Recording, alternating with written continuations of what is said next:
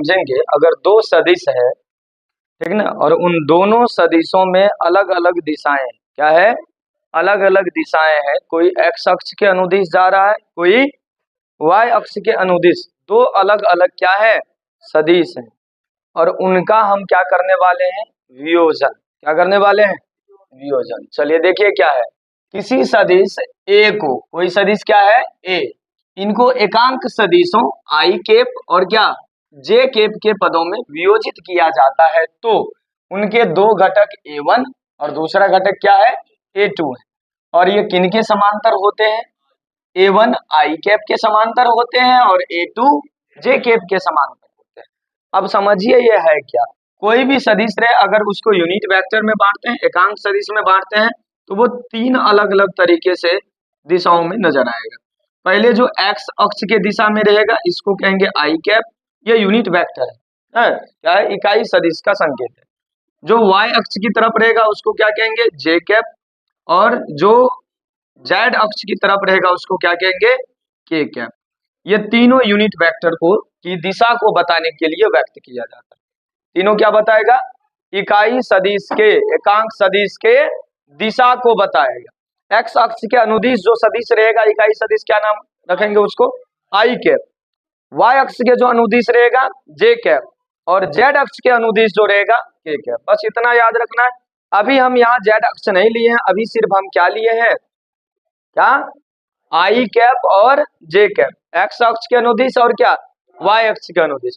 कोई दो घटक लिए हैं, इसका नाम क्या है, a1, इसका नाम है a2, और ये ए सदिश के लिए है ना, इतना ही किए हैं। देखिए ध्यान से, ये बता दिए तीन अक्ष होता है, तीनों के लिए अलग अलग इकाई वेक्टर से लेते हैं, और यहाँ हमारा है क्या, एक्स अक्ष के अनुदिश जो घटक है वो क्या है, a1, और वाई अक्ष के अनुदिश जो घटक है उसका नाम है a2, और जो रिजल्टेंट वेक्टर्स है वो क्या है, a है, परिणामी सदिश क्या है, a है। इस तरह से हम a को लिखते हैं क्या, a बराबर a1 प्लस a2। अब ध्यान से देखिएगा, अगर हम a1 तथा a2 को I और J के पदों में लिखते हैं, यानी उनकी दिशा भी दिखा देते हैं, मैग्नीट्यूड के साथ अगर डायरेक्शंस में उसको लाते हैं, परिमाण तो जो है ही, परिमाण इसका क्या है, ax, इसका परिमाण क्या है, ay। अगर इनकी दिशा को बताते हैं तो दिशा हमेशा यूनिट वेक्टर के संकेत से बताएंगे। संकेत मात्र कितने होंगे, तीन, यूनिट वेक्टर का क्या क्या, आई केप, जे केप, के केप, ये ध्यान में रखना। अब यहाँ जो एक्स अक्ष के अनुदिश है वो आई कैप है, और जो क्या है वाई अक्ष के अनुदिश है वो क्या है, जे कैप है। तो एक्स, ए एक्स, इसका मैग्नीट्यूड हो गया, आई कैप हो गया, तो a1 और a2 को आई और जे के पदों में लिख रहे हैं, तो क्या हो गया, ए एक्स आई कैप, ए वाई जे कैप। बस इतना यहाँ लिखे, a1 बराबर देखिए तो क्या लिखे हैं, ए एक्स आई कैप, a2 बराबर ए वाई जे कैप। अब देखिए a बराबर a1 प्लस a2, इसलिए a बराबर ए एक्स आई जोड़ ए वाई जे।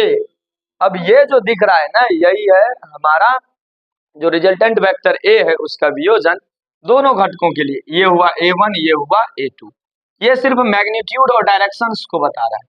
अब इनके बीच बने कोण को निकालने के लिए हम किसका यूज करेंगे, इसके अलग अलग घटकों का अलग अलग। देखिए, अगर हम x अक्ष के अनुदिश निकालेंगे तो ये हमेशा cos थीटा रहेगा, क्या रहेगा, cos थीटा। अगर हम लंबवत घटक निकालेंगे तो ये हमेशा sin थीटा, यानी y अक्ष के अनुदिश। ठीक, इतना को खाली ध्यान में रखना है। लंबवत रहेगा तो sin थीटा, और x अक्ष के अनुदिश रहेगा, क्षैतिज रहेगा तो cos थीटा।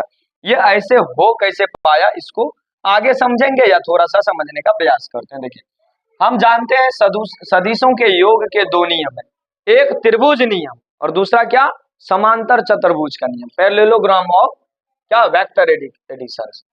अब देखिए, a के परिमाण तथा x अक्ष के साथ, a का परिमाण जो है इस साइड वाला, और क्या है, और क्या, x अक्ष के साथ बने कौन क्या है, थीटा, कौन का नाम क्या है, थीटा।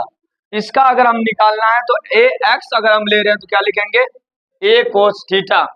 अगर a y लिख रहे हैं तो क्या लिखेंगे, a sin थीटा, क्या, a sin थीटा।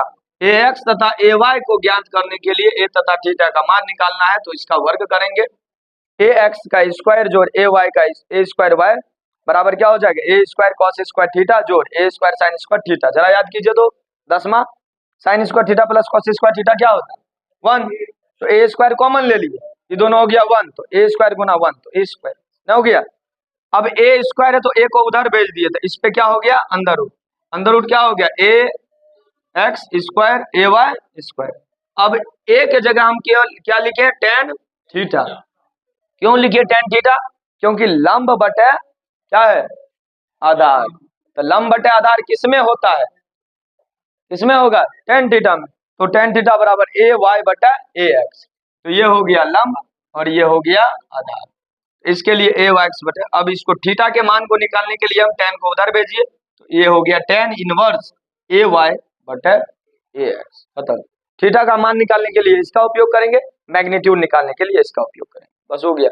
परिमाण निकालने के लिए इसका उपयोग, थीटा के कौन का माप निकालने के लिए इसका उपयोग करेंगे। तो सदिशों के वियोजन में अगर 2 इकाई सदिश हमको नजर आए, 2 घटक रहे तो इस सूत्र से निकालेंगे, 3 रहेगा तो इसी तरह से तीसरे के लिए भी बनाएंगे। ठीक, यहाँ खाली क्या आ जाएगा एक्स्ट्रा क्या जुटेगा ए जेड के कैप जुड़ जाएगी।